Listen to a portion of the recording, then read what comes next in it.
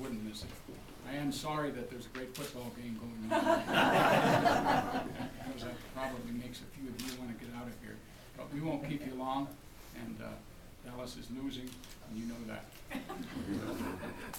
From my standpoint, it's a very exceptional day, a wonderful day, a day I never thought would happen, but it is. I do notice some of my relatives here, and I thank them for being here.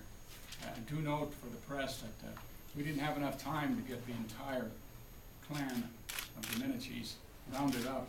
So there's only about a third in attendance or less. Next time we'll have to have a bigger room just for them. But I want to thank all the members of the press in advance for being here.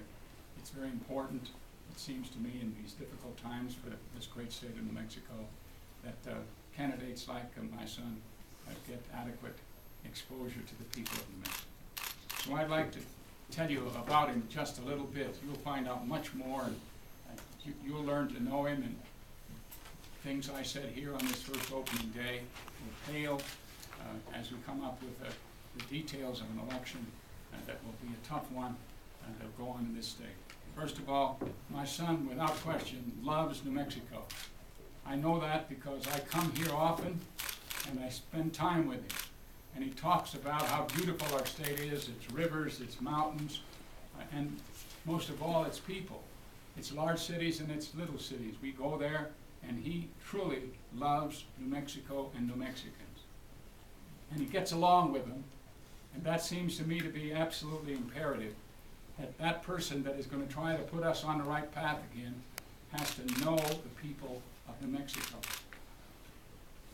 Let me also suggest that we're very lucky and fortunate in our household because Pete has a good intellect. However it is that we get good intellects, he got one.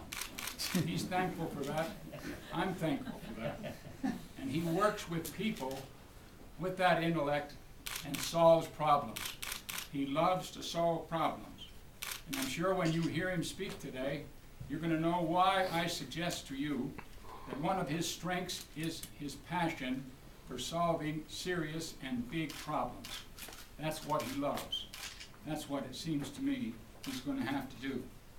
Also, I believe Pete understands that you cannot get things done in New Mexico unless both Democrats and Republicans, men and women, are involved.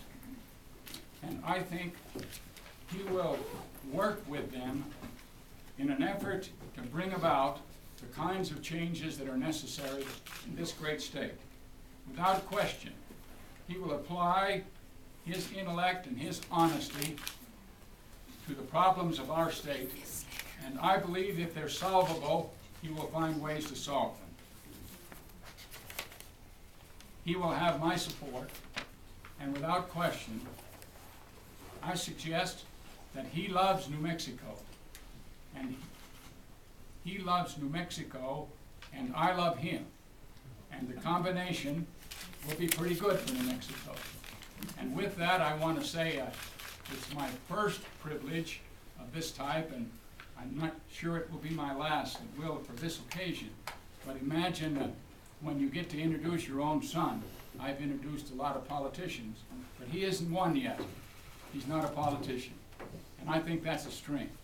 I think that's a strength today when people are all so worried and so up in arms about the veracity and honesty and forthrightness of politicians. So I introduce to you my non-politician son, Pete Domenici.